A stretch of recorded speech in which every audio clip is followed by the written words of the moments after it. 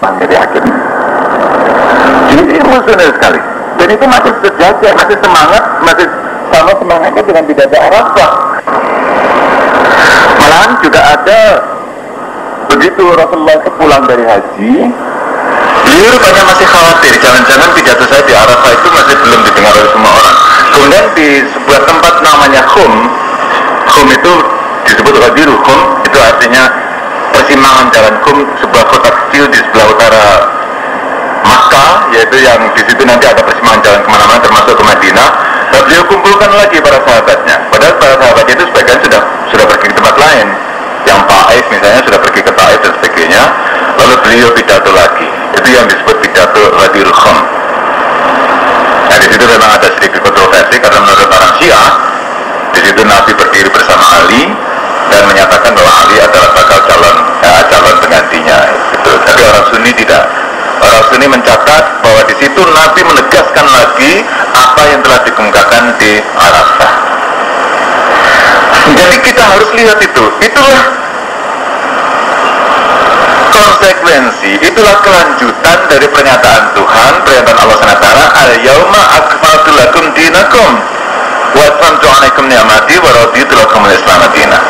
Suatu pernyataan bahwa Islam sudah selesai, sudah sempurna, dan itu adalah ayat yang terakhir sebelum Nabi wafat, yang berdasarkan ayat itu atau sesudah ayat itu, tekanan Nabi yang paling banyak adalah kepada pri kemanusiaan. Maka dari itu, kalau kita kembali kepada Quran juga, kalau tadi saya kutip hadis yang mengatakan bahwa yang paling banyak menyebabkan manusia masuk surga ialah takwa kepada Allah dan budi pekerti luhur. Aktsarul ma yudkhilul jannata taqwallah hasanul khuluq. Dalam Al-Quran itu ada ilustrasi tentang pengalaman orang-orang nanti di akhirat. Rupanya dulu ada suatu kelompok masyarakat ya, yang di dunia saling berkenalan, tapi di akhirat terbagi dua, sebagian masuk surga, sebagian masuk neraka. Jadi sama kenal, saling kenal itu. Yang mudah-mudahan kalau kita semuanya di sini karena kita yang paling baik, insya Allah menurut Pak Arif tadi itu, insya Allah masuk surga semua. Nah, dalam Quran itu ada ilustrasi begitu. Jadi rupanya orang-orang yang dulu di dunia saling kenal, saling tegur, tapi yang sebagian itu dari surga, sebagian dari neraka. Tegurannya begini, yang dari surga itu tentu saja yang lebih mampu menegur ya dari surga. Masalah kekonfi sakor, kenapa kamu masuk neraka? Begitu kira-kira ya. Nah jawabnya ini, qalu lam naku minal musallin. Mereka menjawab, ya dulu di dunia saya tidak pernah sembahyang, kami tidak pernah sembahyang. Walam naku nut'imul miskin, dan kami tidak pernah memberi makan kepada orang miskin. Itu yang membuatkan dia masuk neraka. Wa kunna nakhudu ma'al khaidin, dan kami dulu hidup ya santai-santai saja, hura-hura saja. Artinya hidupnya tidak ditempuh dengan serius dan penuh tanggung jawab. Maunya cuma senang-senang. Itu yang menyebabkan manusia itu masuk neraka, yaitu tidak adanya pri kemanusiaan. Sehingga ya surat Al-Maun yang kita tahu semuanya itu mengutuk orang yang sembahyang yang tidak mempunyai rasa pri kemanusiaan. Ara'aital ladzi yukadzibuddin, tahukah kamu siapa yang mendustakan agama? Fadzalikal ladzi yad'ul yatim, itu orang yang tidak peduli dengan nasib anak yatim. Ini terjemah bebasnya. Wala yahuddu ala ta'amil miskin, dan juga tidak pernah dengan sungguh-sungguh memperhatikan nasibnya orang miskin. Yahuddu itu artinya menganjurkan dengan kuat, dengan penuh semangat. Fawailun lil musallin, maka celaka orang-orang yang salat itu. Nah kan Allah menyumpahi orang yang salat, padahal salat itu diperintah oleh Allah SWT. Tentu saja bukan karena salatnya, tapi alladzina hum an salatihim sahun, yaitu mereka yang lupa akan salat mereka sendiri. Ya selalu saya terangkan bahwa ini bukanlah lupa sembahyang dalam arti misalnya kita asik kerja di toko, di kantor, di mana aja, tiba-tiba masuk asar kita tidak sembahyang zuhur. Nah kalau lupa seperti itu malah dimaafkan. Karena itu kita juga diajari untuk berdoa, Rabbana la tu'akhidna in nasina wa akhtana. Itu maksudnya untuk itu. Tetapi yang dimaksud alladzina hum an salatihim sahun itu ialah orang itu sembahyang tiap hari, tetapi sembahyangnya seperti dia lupakan sendiri. Jadi tingkah lakunya seperti orang tidak sembahyang. Alladzina hum yura'una, mereka itu riya, kata ustaz-ustaz kita, pamrih. Dalam uraiannya lebih lanjut, orang-orang itu beribadat demi memenuhi fungsi sosial. Nah itu, misalnya maksudnya fungsi sosial itu begini. Saya alhamdulillah sudah haji, kalau nggak salah 5 kali ya. Nah kalau saya misalnya kelihatan oleh orang kok kelihatan dia sembahyang, benar orang itu menegur, Canur sudah haji kok nggak sembahyang sih? Benar saya sembahyang. Iya ya, masa sudah haji nggak sembahyang? Nah, sembahyangnya itu adalah untuk memenuhi fungsi sosial, untuk memenuhi peranan sosial. Itu banyak. Anda analogikan saja. Saya dikenal oleh orang sebagai bekas ketua HMI. Nah, boleh suatu saat orang mengatakan, bagaimana bekas ketua HMI nggak sembahyang? Harus sembahyang. Jadi sembahyang itu karena dia bekas ketua HMI. Buat saya ini jemaah Arab gitu. Kok gak sembahyang? Oh iya ya, masa jemaah Arab gak sembahyang? Sembahyangnya itu untuk memenuhi fungsi sebagai anggota jemaah Arab. Itu namanya adalah sembahyangnya untuk fungsi sosial. Itu tidak akan diterima oleh Allah SWT, karena itu tidak ikhlas, dan karena itu juga tidak akan membekas kepada hati kita. Yang naun dan berkorban sedikit saja tidak mau. Nah ini saudara sekalian, terutama kepada adik-adik yang lebih muda, mari kita renungkan ini. Kita semuanya bersyukur bahwa alhamdulillah Islam semarak di Indonesia, tetapi kita tidak boleh berhenti kepada kesemarakan. Kita harus menangkap makna di balik itu semuanya. Saya sering mengatakan, jangan beragama hanya berhenti kepada simbol. Ini jangan disalahpahami. Ini bukan berarti simbol tidak penting. Simbol itu penting sekali. Kita hidup tidak mungkin tanpa simbol. Contohnya itu uang. Uang itu simbol. Hanya karena mengantongi kertas yang ada tulisannya 50.000 dan ada gambar Pak Harto, gambar airport, gambar macam-macam, kita keluar kota tidak takut kelaparan, kan? Mengapa? Karena kalau lapar kita bisa masuk warung, menukarkan uang itu dengan makanan. Jadi uang itu nilainya adalah instrumental, sedangkan yang kita cari yang nilainya intrinsik adalah nasib. Nah begitu juga sholat kita seperti dalam surat Al-Maun tadi itu mempunyai nilai perantara, yaitu mendidik kita untuk menjadi orang baik. Kalau kita sembahyang tiap hari tapi tidak mencapai itu, ya jatuh kepada wailun lil musallin, celaka orang-orang yang sembahyang itu. Sama saja kiasnya itu, kita keluar kota tidak takut lapar karena membawa uang banyak, tapi ketika lapar kita tidak mau masuk warung, kita makan uang itu ya. Itu sama aja dengan itu. Jadi uang menjadi tujuan dalam dirinya sendiri. Nah agama akan palsu kalau begitu menurut surat Al-Maun. Nah demikian juga haji. Banyak orang naik haji itu yang mudah-mudahan tidak terlalu banyak, ya adalah 1-2 yang saya kenal, malahan saya tahu betul orang naik haji pulang baik, tapi suatu saat karena kepincut sama wanita, ya wanita agamanya lain, masuk agama lain ya, akan memenuhi janjinya, yaitu janji menurut Allah SWT, walau anna ahlal qura amanu wattaqau lafatahna alaihim barakatim minas samai wal ardh.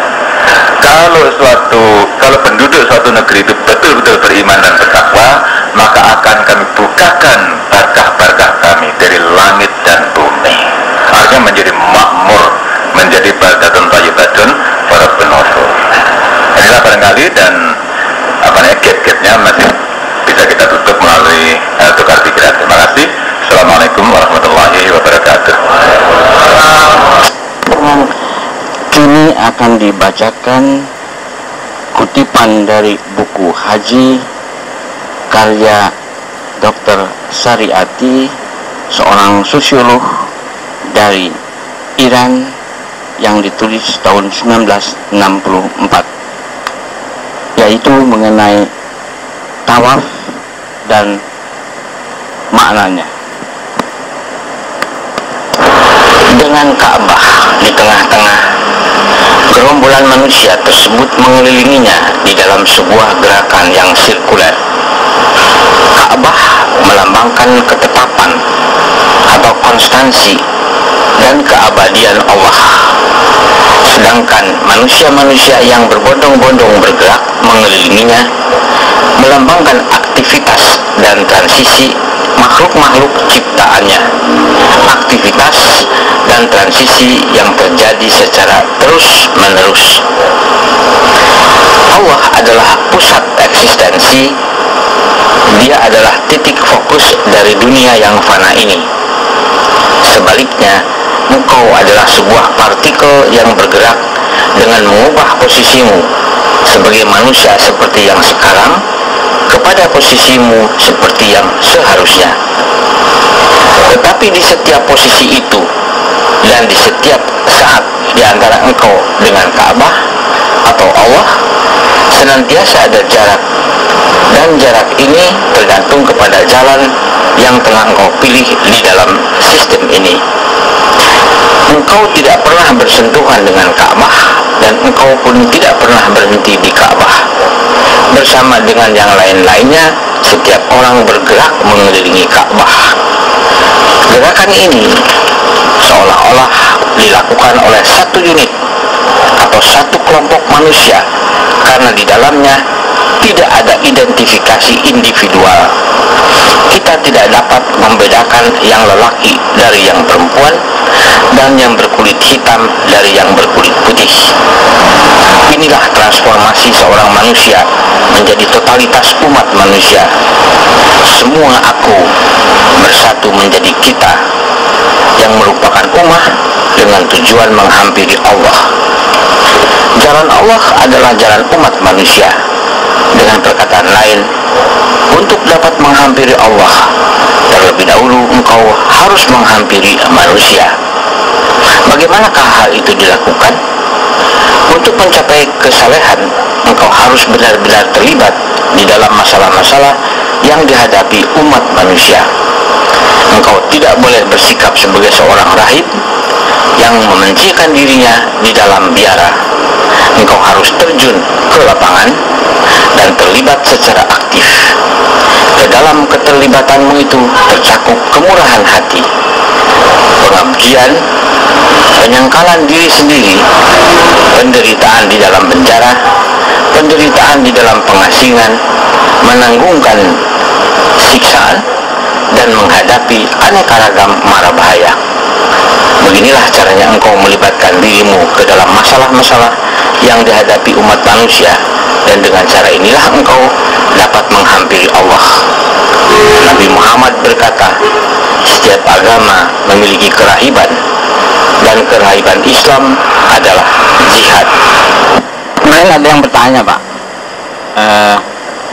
kita ini dalam naungan bulan puasa dan perjalanan kita ke Mekah untuk umroh, tetapi lebih banyak channel menceritakan masalah-masalah yang menyangkut masalah Nabi Ibrahim di riwayatnya dan persoalan di Yerusalem itu, Pak.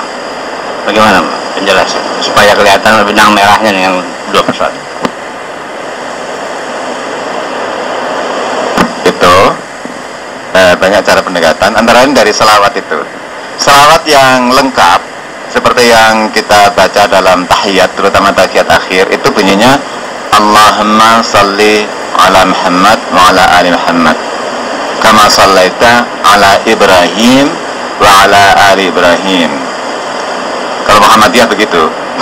Kalau NU, Allahumma salli ala Sayyidina Muhammad wa ala ali Sayyidina Muhammad kama sallaita ala Sayyidina Ibrahim wa ala ali Sayyidina Ibrahim wa barik ala Sayyidina Muhammad wa ala ali Sayyidina Muhammad kama barakta ala Sayyidina Ibrahim wa ala ali Ibrahim. Artinya begini, ya Allah, berilah barakah kepada Muhammad dan para keluarganya sebagaimana engkau telah berbarakah kepada Ibrahim dan para keluarganya. Berilah salawat kepada Muhammad dan keluarganya sebagaimana engkau telah berikan salawat kepada Ibrahim dan keluarganya. Jadi Ibrahim terbawa-bawa dan keluarganya Ibrahim. Nah, keluarga Ibrahim itu siapa? Alu Ibrahim itu siapa? Kalau Alu Muhammad itu ialah Ahlul Bait dan keturunannya itu ya termasuk Pak Quraisy ya. Jadi Pak Quraisy itu tiap hari kita doakan juga itu. Ahlu Ibrahim itu ialah orang-orang Bani Israel, terutama yang tentu saja yang benar, yang jalan hidupnya benar. Itu jadi Ishak, Yakub, Musa, Al-Asbat tadi itu suku-suku Israel itu semuanya kita doakan. Gitu. Ini menunjukkan adanya kontinuitas itu. Maka kemarin saya singgung mengenai Yerusalem. Maksudnya ketika kita ke Mekah ini sebetulnya mengapa ke Mekah? Mekah ini adalah salah satu dari tempat-tempat suci yang diakui dalam Al-Quran sebagai satu rangkaian, dan Mekah memiliki keunggulan kepada semuanya itu karena ini adalah awwalu baitin wudi'a linnas. Ini adalah rumah suci yang pertama yang didirikan untuk umat manusia. Saya kira kemarin dulu sudah saya singgung bahwa menurut sumber legenda, ya tidak agama legenda, bahwa yang mendirikan Ka'bah itu ya Nabi Adam. Nah, pelabuhan Mekah ini Jeddah itu nenek, karena di situ mendaratnya Hawa, kan nenek umat manusia. Konon ada kuburnya Hawa itu di Jeddah itu. Tapi ingat, ini negara Wahabi, kita nggak begitu mudah mengunjungi kuburan itu. Nah, jadi Mekah ini adalah satu rangkaian dengan semuanya. Itu sebagaimana agama itu semuanya satu rangkaian. Makanya Quran bersumpah dengan itu, wattini wazaituni waturi sinina wa hadzal baladil amin. Wattini demi pohon tin, pohon fig. Jadi ini mengacu kepada daerah Palestina di mana ada Yerusalem. Wazaituni dan pohon zaitun. Nah, juga sama, tetapi secara lebih khusus di Yerusalem itu ada bukit zaitun, yang dari atas bukit itu Nabi Isa pernah pidato yang luar biasa bagusnya, karena memang merupakan intisari dari prinsip-prinsip ajaran yang dibawanya dari Allah SWT, dan terkenal dengan pidato dari atas bukit, itu Sermon from the Hill bahasa Inggrisnya itu. Dan hillnya itu adalah Olive Hill, the Hill of Olive itu di Yerusalem. Kemudian waktu Sinina, Tur itu artinya bukit, Sinina Sinai, jadi bukit Sinai, yaitu tempat di mana Nabi Musa menerima perintah yang 10, the Ten Commandments. Itulah Taurat, itulah hukum, dan itulah perjanjian antara Allah dengan Bani Israel, Mitsaq. Maka dari itu nanti kitabnya disebut perjanjian.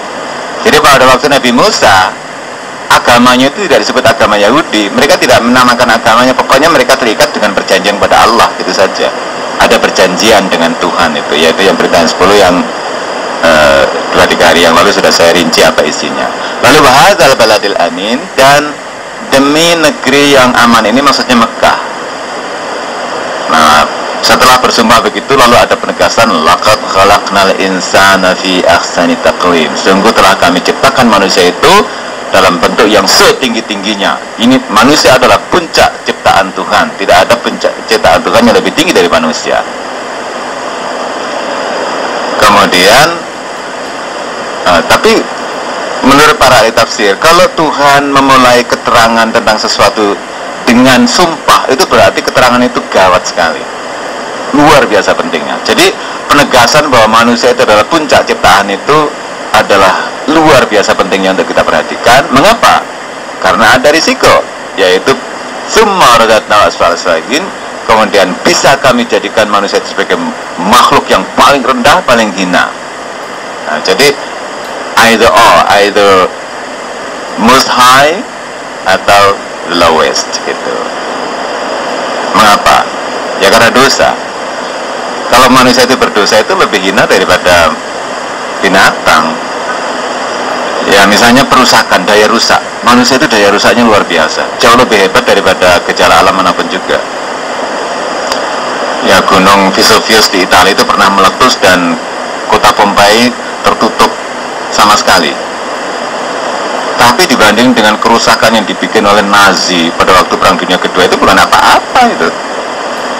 Gunung Vesuvius yang begitu dramatis, atau Krakatau lah yang memisahkan Sumatera dan Jawa itu, sekian puluh ribu orang meninggal.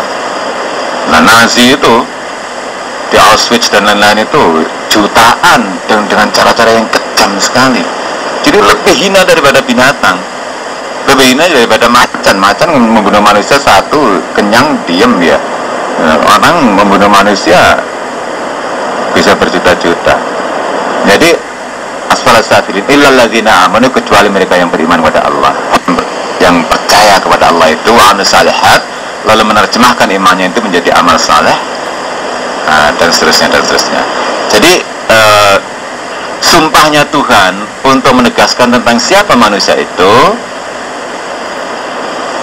mengandung pengertian selalu begini, ingat ini semua ajarannya dibawa oleh para nabi sejak dari Tursina ke Yerusalem sampai Mekah. Itu semuanya ialah mengurus manusia sebagai makhluk yang tertinggi yang mempunyai potensi untuk jatuh menjadi makhluk yang mulai rendah, kecuali yang beriman pada Allah. Kira-kira bisa kita rekonstruksi itu. Nah, puasa tadi singgung Saudara Kamar, puasa itu diwajibkan atas kita dengan satu keterangan yang menarik. Sama aku tiba alal ladzina min qablikum, sebagaimana diwajibkan atas orang-orang sebelum kamu. Jadi sebetulnya puasa itu tidak unik Islam, semua agama mengenal puasa, tetapi ya dengan sendirinya syariat dari agama ke agama itu bisa beda-beda. Ya puasanya macam-macam. Ada puasa yang hanya menghindari ngomong gitu, ada puasa macam-macam. Sebab puasa itu adalah teknik pendekatan diri kepada Tuhan yang paling universal. Sama-sama orang Jawa itu banyak yang berpuasa meskipun nggak sembahyang kan. Banyak itu orang Jawa yang, karena itu kalau lebaran itu ya fanatik sekali, bodoh katanya. Rioyo, nah, kalau di Jombang disebut Rioyo, hari raya. Rioyo. Nah, jadi begitu. Kemudian Islam datang dengan syariat tertentu. Idenya tetap puasa tapi syariatnya beda. Karena Islam ini sangat menekankan fitrah, yaitu keadaan manusia seperti apa adanya sebagai baik, maka puasa itu pun mengandung ajaran mengenai fitrah. Ya. Kalau kita berbuka puasa dalam bahasa Arab kan iftar. Iftar itu memenuhi fitrah. Fitrah manusia itu makan. Oleh karena itu jangan sampai tidak makan. Tidak makan itu melawan fitrah. Lah mengapa diajarkan tidak boleh makan dari fajar sampai maghrib? Ya, itu latihan. Bukan berarti hidup yang suci ialah hidup tanpa makan, tidak begitu. Itu latihan supaya kita mengalami promosi atau peningkatan dari segi rohani. Tetapi Allah tidak menghendaki kita itu tersiksa. Karena itu kalau kita berpuasa dan ingin pahalanya lebih banyak, kalau kita hitung-hitung pahala, jangan menunda berbuka. Semakin cepat berbuka puasa itu semakin tinggi pahalanya. Sebaliknya sahur itu semakin akhir semakin tinggi pahalanya. Nabi mengatakan umatku ini tetap akan sejahtera asalkan cepat-cepat berbuka dan mengakhirkan sahur. Nah, imsak itu temuan ulama, yaitu supaya kita jangan ambil risiko. Ya, jadi kasih stand waktu 10 menit. Tapi sebetulnya secara agama itu Nabi itu masih membiarkan Bilal, seorang sahabatnya makan waktu Bilal adzan, biarin aja gitu. Jadi nah itu. Jadi artinya begini, seolah Tuhan mengatakan gini, kamu latihan sekarang, nggak makan, nggak minum dari fajar sampai maghrib, tapi kamu nggak usah menyiksa dirimu karena itu berlawanan dengan naturmu sendiri. Karena itu kalau waktunya makan, cepet makan gitu. Kulu washrabu wala tusrifu, ya, makanlah dan minumlah tapi janganlah berlebihan. Sayangnya kalau orang Indonesia di mana-mana sebelumnya seluruh dunia kalau puasa itu pesta makan, sehingga nanti Idul Fitri kolesterolnya pada naik. Itu menyalahi ajaran itu. Ya, di sini juga sama aja di mana-mana. Itu salah sama sekali. Gitu. Nah, kalau di sini kurma, mensegerakan puasa, iftar itu. Jadi iftar itu memenuhi fitrah sebetulnya itu. Memenuhi fitrah yaitu makan. Kalau di sini kurma. Nah, kalau di Indonesia karena nggak ada kurma ya, yang mirip dengan kurma kolang-kaling gitu kan, pakai kola. Sehingga pernah saya ceramah di depan ibu-ibu tahu nggak apa itu takjil? Takjil hanya mensegerakan berbuka. Oh tahu apa? Kola. Jadi takjil artinya kola.